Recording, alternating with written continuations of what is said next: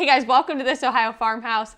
Today we're going to be talking about the 10 things that you can be doing right now to prepare for the gardening season. Now, it's still cold and yucky, but before we know it, it's going to be time to get started. And so there are some things that you can be doing right now to make that transition happen a little bit more smoothly and quickly when the time does come. We know what we have, let's hold on tight. Found what we're looking for in life. Call us crazy, but things are finally right. With you and I, the future is bright. So the first thing that you can do is to make your list and your goals for the year. Now, it's important when you're homesteading to realize that everything can't happen all at the same time. It's just not realistic or feasible because the season is only so long and the list is much longer. So Ben and I both sat down, we made our separate lists of the things that we want to see happen this year. We prioritized those, made sure that what were priorities for me are listed as such, and then I have extra things that if we happen to make it through all of the priorities, that I will add in a couple of these things. Now, we took our list then, we sat down together and we compared notes and made another list that was our combined priority list for the year. This is really important to do so that you're both on the same page and you know what is going to be coming your way once the weather changes. The second thing that you should be doing is ordering your seeds. If you haven't done it yet, I just made a video where I explained the things that you should be thinking about before you order your seeds. So I will link that up above and down in the description as well. But you need to order those seeds, make sure that they're ready to go and that you have them. But what comes along with that is organizing your seeds. So people do it all different ways. What I have found over the years that works the best for me is using these. This is actually for scrapbooking. I picked it up at Hobby Lobby in the scrapbook aisle. And these are meant for like photos, but they are the perfect size to fit all of your seed packets inside of. So I have these categorized by, I've got tomatoes in a couple of them, I've got peppers in one, I've got carrots in another one, and so they're all just organized by their type and they're ready to go. That way when it gets to be the time when I need to plant those things, I'm simply pulling out one of these, going through them, and I know exactly what needs to be planted at that time. This is also a really good way to know what you're low on. I can easily just pull these out and say like, yep, I don't have very many melons left in my box of melon seeds. And so I can very quickly assess what I need to order and maybe update what I have in my inventory. Okay, the third thing that I'm doing is actually mapping out my garden. It is becoming a bigger and bigger job to do that as we expand our gardens and put in even more space to grow. And so how I do this, I prefer to just get out paper and a pencil and start sketching away. That way I can easily erase and move things and put them where I want to go.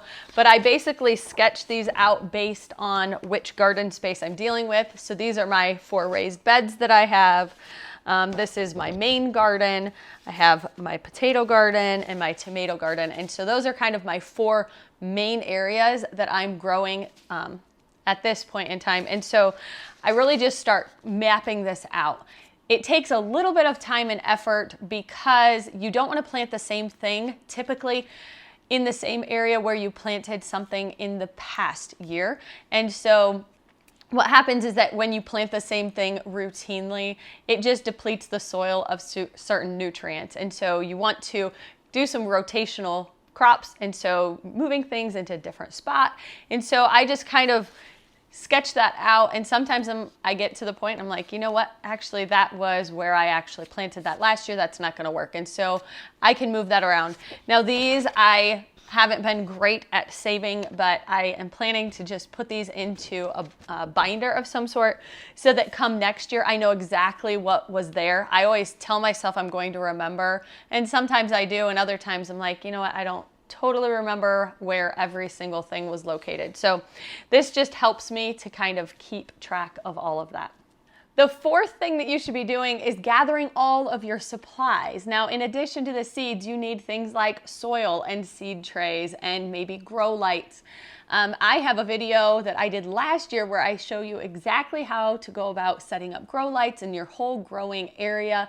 I'll put that in the description as well for you so that you can check that out. But you want to start gathering these things now. I noticed just this last week in the stores that some of the older grow lights and things that they had from last year are all on clearance right now. I assume because there's lots of stock coming their way quickly, and so they're just trying to clear out the old stuff. So now is a really great time. If you wait another couple, 2 or 3 weeks, you might not be able to get those same deals in your places. But right now, at least where I am, I have noticed that they are on sale. Okay, number 5 is that you should start thinking about your calendar and when things need to be started indoors and outdoors. This is called Clyde's Garden Planner. I picked it up through My Gardener, but these are available a lot of places now. But basically what this is just this little sliding chart, and you line this up with your area's last frost date. And in our area, to be completely safe, we normally have to wait until about the middle of May to make sure that we aren't going to get any more cold weather. Okay, so I basically just line this up with our last frost date, and then I start planning. I can go over here and it has everything listed out, from your onions and your peas to potatoes and broccoli and carrots. And then you follow this through and it will tell you exactly when those things need to be started, whether they should be direct sown or they can go right into your trays inside. So start actually mapping this out, and you're going to write those dates down. The absolute easiest way to do this is to get yourself a planner that's specifically for this. So I don't have mine right in front of me. So I basically just pick up one of those cheapo little calendars that you can pick up at like Dollar Tree or at Walmart or any place like that, just the really cheap little ones.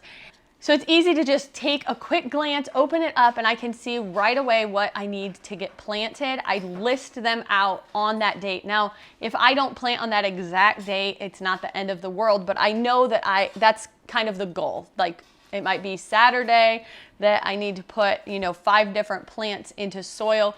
But if it happens on Monday or a couple days earlier, it's not the end of the world, but that's just kind of a guide for me to follow.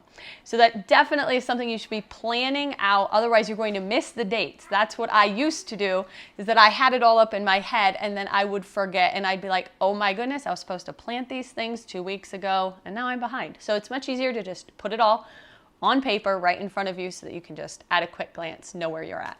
So the 6th thing that you can be doing right now is repairing and replacing any of your garden tools that need to be fixed. Now, again, in the stores right now, all of them are on clearance. I was at a Menards, I went into Lowe's. They had all of their garden tools were on clearance, and they were about 1/3 off, I would say, from their normal price. But I picked up extra things like hose nozzles because we always need them. It's guaranteed they get lost by the kids or they get ran over by a mower or whatever. They seem to be this thing that needs to be replaced all the time. So I grabbed a handful of those. They have pruners right now that are on sale, and it's because they're replacing all of that inventory very soon. So if you need to replace some stuff, now's the time to do it. Get to your stores and start gathering that stuff up. It's one step that you can be taking while it's dreary and gross outside to start planning and getting ready for your gardening season. The number 7 item that you should be doing is pruning your fruit trees and your grapevines and blueberry bushes, all of that stuff. This is a great time to start pruning. Once those things start budding and giving you a little bit of flower, it's harder to get in there and prune. I like to do it before any of that happens, while everything is just dormant and I can see where everything's at and I'm not tempted to keep anything that shouldn't be there. And so I will be getting outside while we have a few warm days here coming up this week. So I'm going to be getting outside and starting to prune those trees because ours need a lot of extra love right now. And I'm going to be out there for probably hours on end getting those ready for the year. Number 8 is planning out any projects that you plan to do, even if you can't do them until spring. So if you're planning on putting in some raised beds, or you need to get some fencing put up or whatever, right now is when you should be sketching that stuff out, planning, drawing, researching, even buying the materials right now. If we wait until it's actually time to start working on those things, when we have to prepare everything and get it all ready to go once it's actually go time, what that does is it pushes it back. And so we have done this in years past, and it just kind of prolongs things. It pushes back when I'm able to start my seeds, and then it's just getting too late, and I start questioning whether I should even be putting them in the ground yet because I've got cool weather plants that need to go in. And so it spirals out really quickly, and I would rather just have everything purchased and ready to go so that when my time comes, I've got it ready to go. It's all laid out. A lot of these projects can actually be built in your garage or ahead of time if you have space where you can do that. I highly recommend that you just get those done now. Get them knocked out while you can do it indoors, and then just move those into place and fill them with soil when the time comes. Okay, number 9 is to test your soil. Right now is a great time to get some soil samples and pick up some test kits where you can test out your pH levels, the nutrient levels. Make sure that your soil is ready to go. A lot of times your soil is going to need some amendment, especially if you're in the beginning stages of gardening or you're just getting started. A lot of times our soil needs a little extra oomph so that things can grow well. So right now you can be testing that soil so that you can start purchasing the things that you need to amend your soil with. There's lots and lots of information available online to teach you how to amend your soils and what they need based on those readings of your test samples. Those kits can be picked up really inexpensively in garden centers, but also available easily on like Amazon and online gardening stores. So just grab a test kit and start testing your soil. Now you don't want to do just one location. You want to start testing in multiple spots. So if you're going to plant blueberry bushes someplace, that type of soil is going to be different than if you're going to put in a raised bed for some vegetables. So make sure that you're testing the soil in the different locations and exactly right where you're planning to do them. So that leads me to number 10. And number 10 is to plan out if you're going to put in any kind of extra fruit trees, if you need to put in gardens. Right now is when you should be walking your property and choosing where those locations are going to be.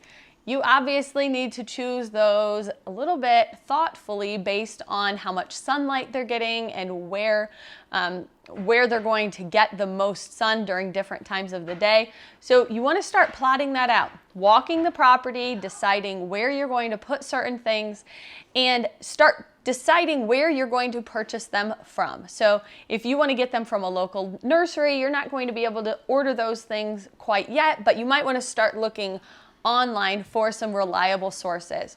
I will tell you that I have yet to meet people or read about people or see anyone who has successfully picked up like blueberry, raspberry, blackberry bushes when they are the bare roots from like Tractor Supply and had much success growing them. They almost always die and don't do very well. And so I recommend purchasing them from probably a local nursery as your first option. And if you don't have a great option for that, maybe something online that has a reliable history. So again, that goes along with testing your soil. Once you choose those locations, you're going to test the soil, see what needs to be amended. If anything needs to be done in that place, plan out your garden space.